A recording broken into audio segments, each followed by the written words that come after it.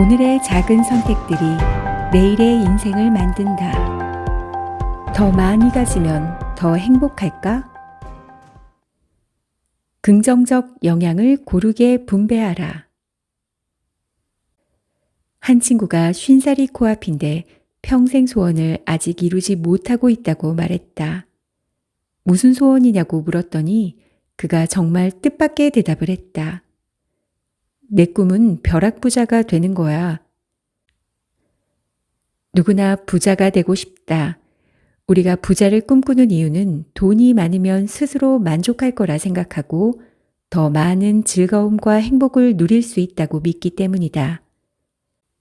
당신이 10억 원을 받을 수 있는데 한꺼번에 받을 수도 있고 1년에 1억씩 10년 동안 받을 수 있다고 가정해 보자. 어떤 방법으로 수령해야 행복감이 더 오래 지속될까? 많은 사람들이 10억 원을 한꺼번에 받을 때 행복감이 더 오래 갈 거라고 생각하는데 사실은 그렇지 않다. 심리학자들의 연구에 의하면 행복감은 무한히 커지는 것이 아니다. 행복감은 일정 수준까지 지속적으로 커지다가 포화 상태가 되면 멈춘다. 행복감이 포화 상태에 이르면 우리는 더 이상 행복한 느낌을 체감하지 못한다는 얘기다. 배불리 먹은 후에 음식을 더 먹으면 맛을 느끼지 못할 뿐 아니라 속이 더부룩해진다. 마찬가지로 돈이 많아질수록 그에 비례해서 행복이 계속 증가하는 게 아니므로 한 번에 받는 돈이 더 많을수록 행복감이 더 커지는 게 아니다. 큰 돈을 받아 행복감이 포화 상태가 된 후 일정 시간이 흐르면 행복감이 사라질 것이고 그 이후에는 행복감을 느끼지 못할 것이다. 큰 돈을 한꺼번에 받거나 일시에 큰 성공을 거둔다고 해서 우리가 더 행복해지는 게 아니라면 어떻게 해야 진정으로 행복해질 수 있을까?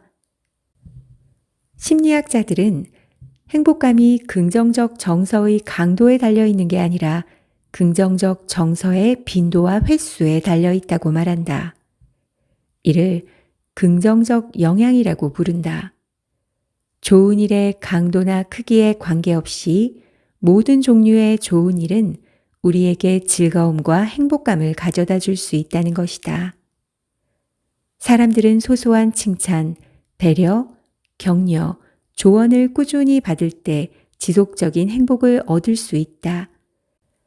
따라서 행복한 삶을 살고 싶다면 긍정적 영향을 최대한 고르게 분배할 필요가 있다.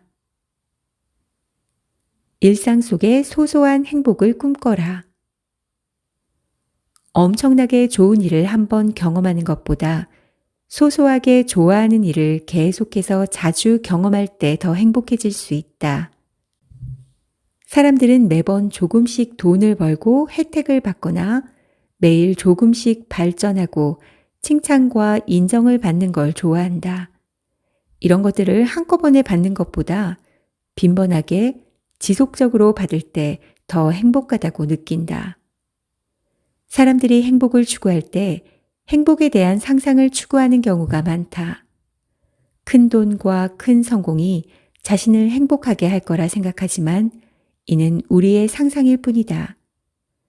우리는 행복 시스템을 제대로 이해하지 못한 채 더 많은 보상을 더 번번이 원하고 있다.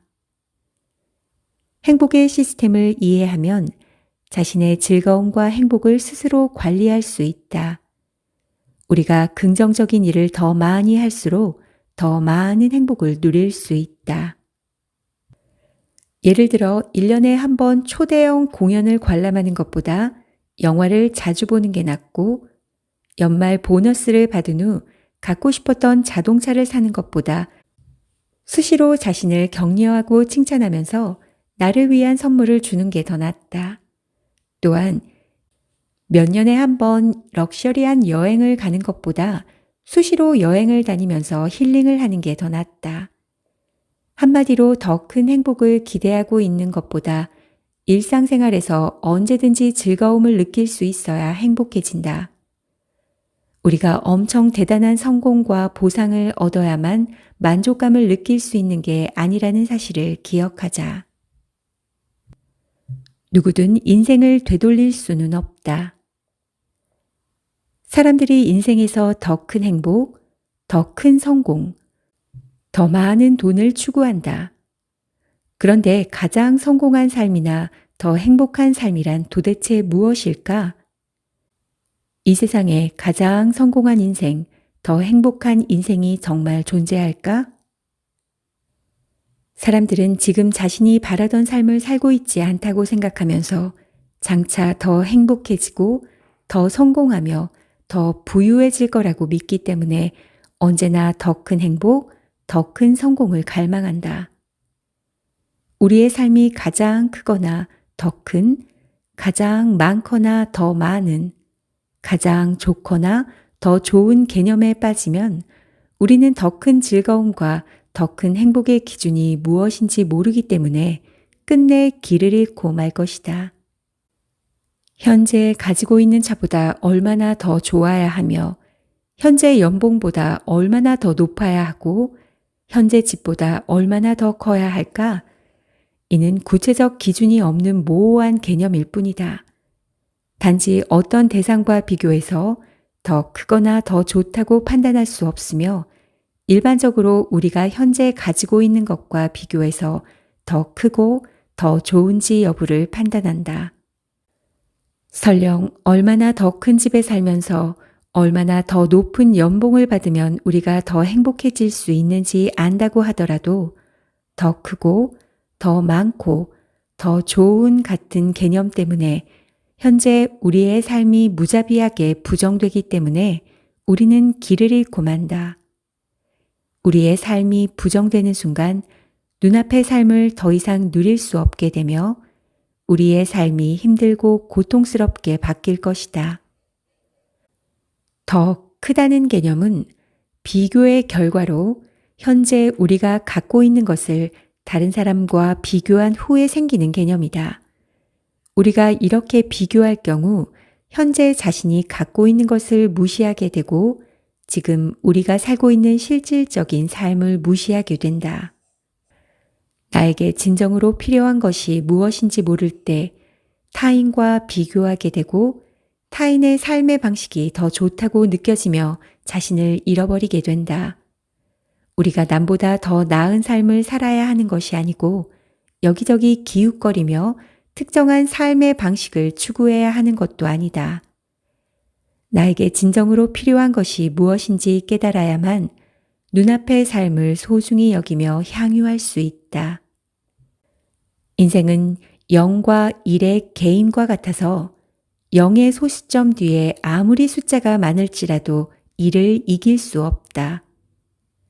다시 말해 우리가 현실 세계에서 지금 이 순간의 삶을 내실 있게 살지 않으면 머릿속으로 아무리 아름다운 삶을 꿈꿔봐야 의미가 없다. 현재를 살고 남과 비교하지 말고 자신이 성실히 살고 있는 실질적 삶을 소중히 여기는 법을 배워야 한다.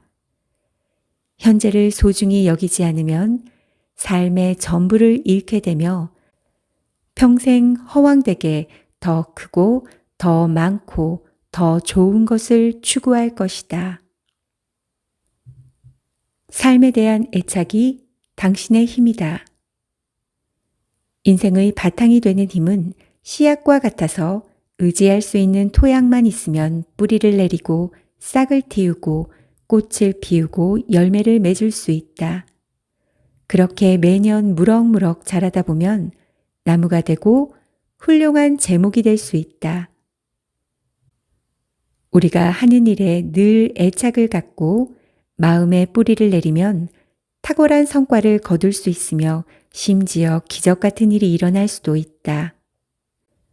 물론 마음의 힘은 우리를 빛의 땅으로 인도할 수도 있고 암흑의 바다로 데려갈 수도 있다. 탁월함으로 이끌 수 있고 비루함에 머무를 수도 있다. 행복으로 이끌 수도 있고 고통에 빠지게 만들 수도 있다. 결론은 우리가 마음의 힘이 이끄는 인생을 살아야만 비극에서 벗어날 수 있다는 것이다. 인생을 살면서 일 자체를 사랑하는 법을 배워야 한다.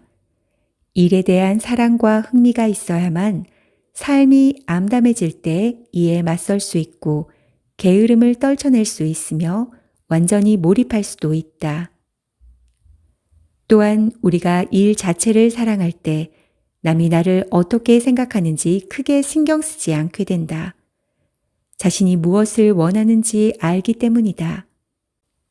삶이 암담하고 불확실할 때도 마음속의 사랑을 찾는 것이 매우 중요하다. 마음속에 사랑이 있으면 삶에 깊이 뿌리내려 흔들리지 않으므로 인생을 흠집내려는 풍파가 조금도 두렵지 않다. 이상은 오늘의 작은 선택들이 내일의 인생을 만든다 였습니다. 행복은 크기가 아니라 빈도입니다. 한 번의 큰 행복에 집착하지 마시고 작은 즐거움과 만족감을 느끼는 행복의 빈도수를 늘려보세요. 감사합니다.